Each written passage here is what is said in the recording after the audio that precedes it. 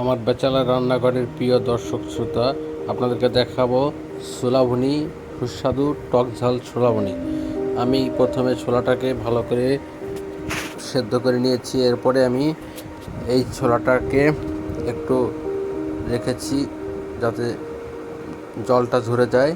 এরপরে আমি কিছু পেঁয়াজ নিয়েছি, পেঁয়াজ সাথে একটু রসুন দিয়েছি, এর ভিতরে রসুন কুচি, পেঁয়াজ কুচি দিয়ে কিছু মরিচ দিয়েছি, পাকা মরিচটা দিয়েছি। এরপরে আমি এটাকে তেল সাথে সর্ষের তেল দিয়ে, আপনারা বিশেষ করে খাঁটি সর্ষের তেল নেবেন, তাহলে ছোলা ভাজাটা খুব ভালো হবে। এরপরে আমি লবণ দিয়েছি, হলুদ দিয়েছি, হলুদ লবণ একসাথে মিক্সড করে দিয়েছি। আমি এরপরে দিয়ে দেবো হচ্ছে আপনাদের খুব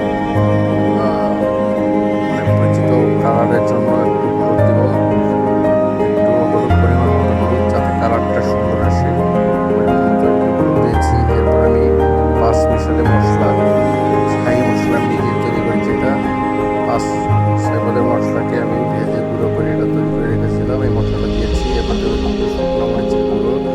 শুকনো মরিচের গুঁড়োটা আপনারা পরিমাণ মতো দেবেন, ঝাল যতটুকু খান ওইভাবে আপনারা দিবেন।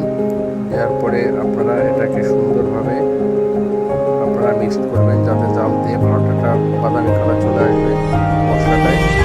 আপনারা সিস্টেমটাকে চালাতে থাকবেন, চালালে দেখবেন যে এটার ভিতরে একটা সুন্দর একটা ঘ্রাণ বের হচ্ছে এবং সুন্দরভাবে মশলাটা ভালো করে ভাজা করে দেবেন।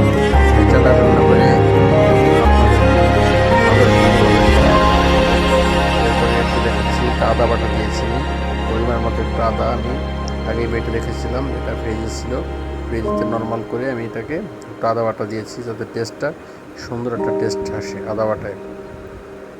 এরপরে আমি কিছু গোটা তেজপাতা আমি দিয়ে দেখছি, তেজপাতাকে ছিঁড়ে গোটা তেজপাতা এর ভিতরে দিয়ে দেবো, যাতে তেজপাতার ঘ্রাণটা এর সাথে মিক্সড হয়ে যায়।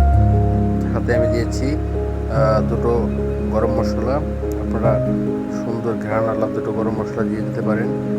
এখন আমি এটাকে সুন্দরভাবে ভালো করে নাড়াচাড়া করে এটাকে একটু ভাজা করব, যাতে ঘ্রাণটা এবং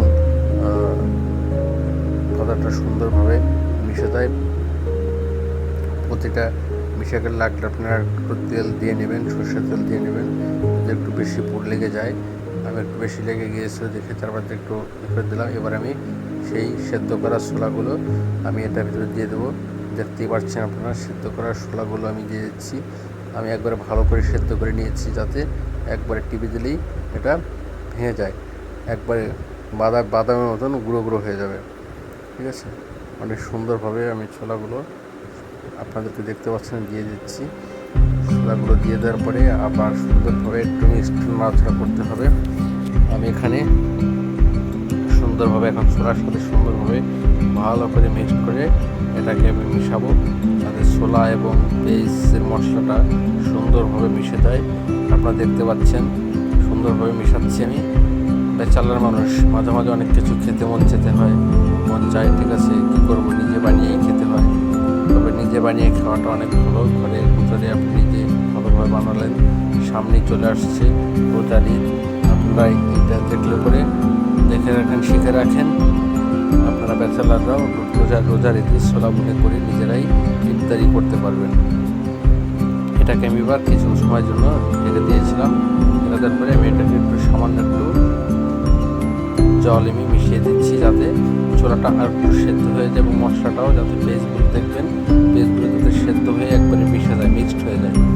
আমি এটাকে ভালোভাবে মিশিয়ে একটু জল দিয়েছি, জলটা যাতে ভালোভাবে একসাথে মিশে যায়। দেখছেন জলটা শুকিয়ে কী হয়ে গেছে এবং মশলাটা আমার জন্য গার সাথে খুব লেগে গিয়েছে। ঠিক আছে, অনেকে এর ভিতরে আলু সেদ্ধ দেয়, এটা আমি কোনো আলু সেদ্ধ দিইনি, তাতেই দেখেন কত সুন্দরটা হয়েছে। ঠিক আছে, আমি এরপর একটু ধনে পাতা রেখেছিলাম, আমি এই ধনে পাতাগুলো দিলাম, তাতে এটার স্মেলটা খুব সুন্দর আসে এবং খেতে খুব সুস্বাদু লাগে। ধনে পাতায় অনেক স্বাদ, টেস্ট বাড়ায়।